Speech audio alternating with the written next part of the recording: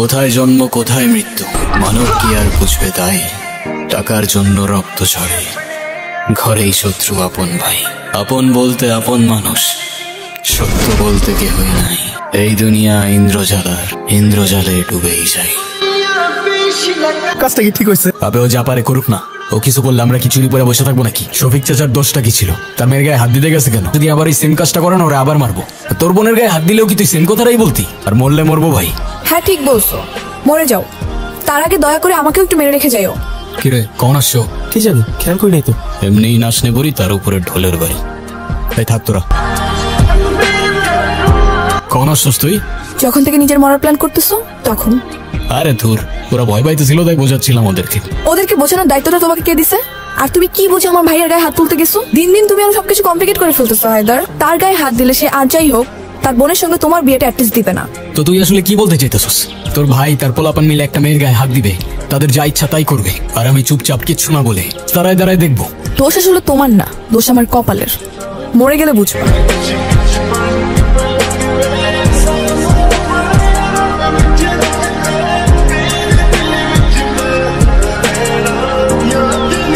দে আমার টাকা দরকার, খুব দরকার। দে আমি দিয়ে দেবো। আমার কাছে টাকা না। তোমার কাছে টাকা পয়সা নাই। টাকা চাইলে এখানে নাই আর নাই। এই আমি তো টাকা দিই না। টাকা চাইলে এখানে নাই। এই তুমি মারে মারতেছো কেন? মাথা ঠিক আছে তোমার? আবার খেয়ে আসছো না তুমি? হ্যাঁ আইছি। মা তুমি তার বাড়ি থেকে চলে যেতে বলো তো। রাস্তায় রাস্তায় মস্তানি করো, মস্তান হইছো না? মাস্তানি না, অন্যায়ের বিরুদ্ধে দাঁড়াই, এটারে মনুষ্যত্ব বলে। তোমার মতো মাতলামি করে বেড়াই না। এসব মাতলামি থামাইতে না পারলে বাড়ি থেকে চলে যাও। আবার আর মারে একটু শান্তিতে থাকতে দাও। নাও যাও।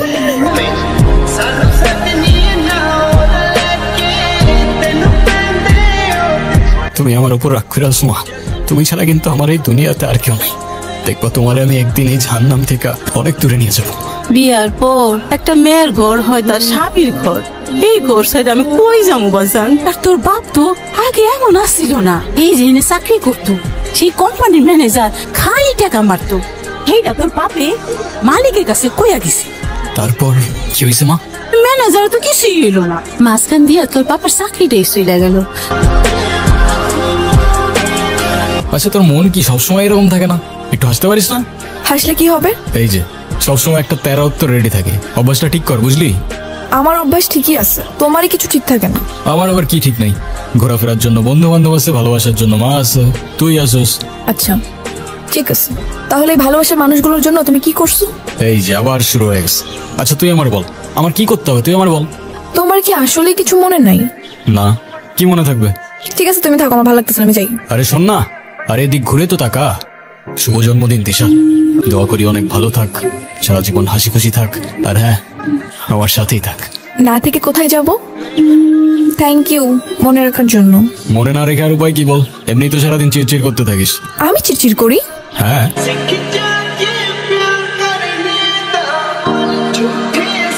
একটা কথা বলবো, যদি মনে কিছু না করেন, ওটা আপনার মাইয়া না? মাতালের উপরে লোক এখানে কি করে? ওটা আমার মাইয়া না। তুই বেশি কথা কস, তোর কাছ তুই কর। আচ্ছা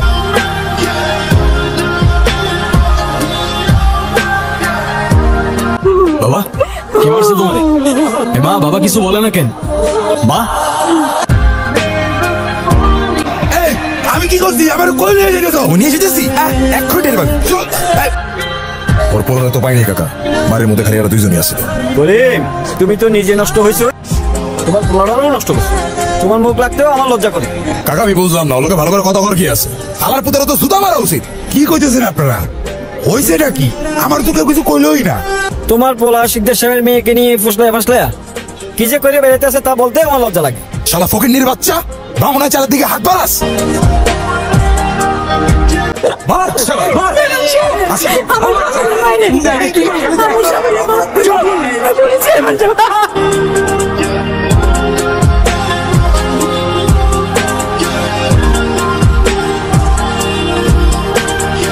বলা ভাই তোরা কারা? এত রাতে কি করস?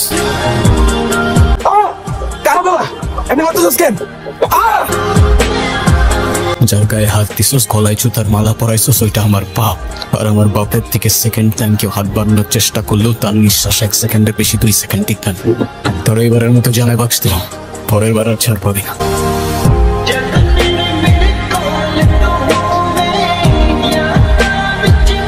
বিশ্বাস করো আমি না কাউরে কিচ্ছু বলি নাই, আর আমার কালকে ঘরের মধ্যে আটকে রাখছিল, নাইলে আমি সব কিচ্ছু হইতে দিতাম না। তুই কান্না করিস না, আমি জানি তোর এখানে কিচ্ছু করার ছিল না, ভুল আমার ছিল।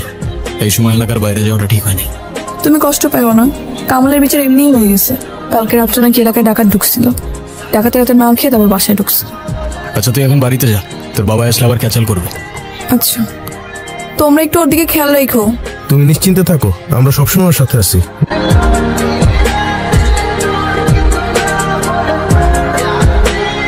কি রে হায়দার, কি হয়েছে?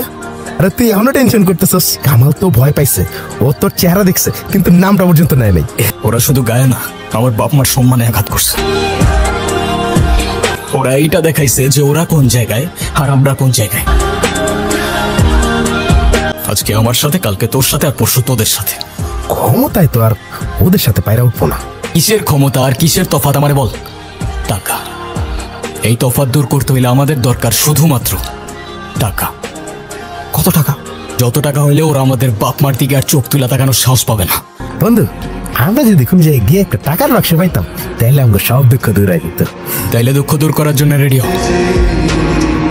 এখন থেকে কালকে রাত পর্যন্ত সবার ঘোরাফেরা, চায়ের আড্ডা, খাওয়া দাওয়া, ঘুম সব বন্ধ। কারণ আগামী 24 ঘন্টার মধ্যে আমরা এইটারে গায়েব করতে চাইতেছি। রাত 11টা। কাইজার তুই থাকবি বড় রাস্তার পিলারের নিচে। অত রাতে কেউ এখানে আসার কোনো সম্ভাবনা নাই, তারপরেও সেফটি সবার আগে। কিছু হইলে তুই আমাদের ইনফর্ম করুন। আইসা পুরো সলিড প্ল্যানিং রে।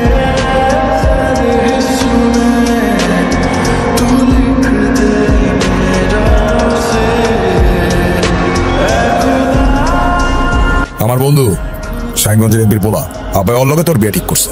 আমারই কিছু জিজ্ঞাসা না করে আমার বিয়ে ঠিক করার অধিকার তোমাদেরকে দিচ্ছে।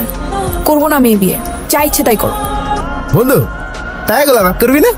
তোরে মনটা চাই, এত টাকাটা করস কেন? ভাগাভাগি পরে করবো। এলাকার অবস্থা দেখতেছিস না? এলাকা ছেড়া চলে যায়, তাইলেই তো আর কোনো রিস্ক থাকে না। এলাকার এক পা বাইরে গেল, সন্ধ্যের তীরটা সবার আগে আমাদের দিকেই থাকবে। কিন্তু অনেক বুক কাঁপতাছে। সব চ্যানেল পত্রিকায় সব জায়গায় খালি একটাই নিউজ, আমরা যদি আমি ধরা পড়ে যাই। আমার কিন্তু অনেক ভয় লাগতেছে। আমি কিন্তু জেলে যেতে চাই না মামা। আমাকে যদি ফাঁসি দেয় দেয়। এই থামবি তোরা? এত ভয় লাগলে আগে বলতে পারস নাই? না আমাদের নাম কেউ জানে না, কোনো ফটো ফুটেজ বা প্রমাণ আছে। ধরা যদি পড়ি না, তোদের এসব পাকনামির জন্যই পড়বো। আচ্ছা আমাদের ওই টাকাগুলো ভাগ করবি না? আবার টাকা?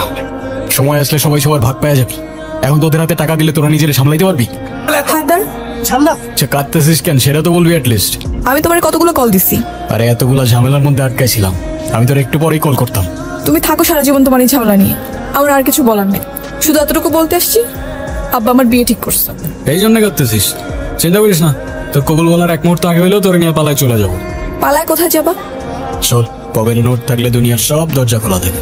পালাবি কবে সেইটা বল। কালকে রাত 10টায় আমি তোমার জন্য ওয়েট করবো ঘাটপাড়ে। কালকে অন্তত ফোনটা ধরো।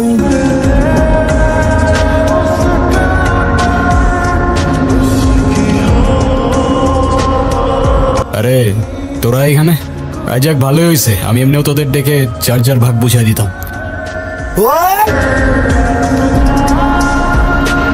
ওরে এখনই মাইরা লাই দিব। কি কইতাছিস তুই? কেমন দোস্ত প্লিজ দোস্ত, তোর মারিস না দোস্ত। ও আমার তো বন্ধু।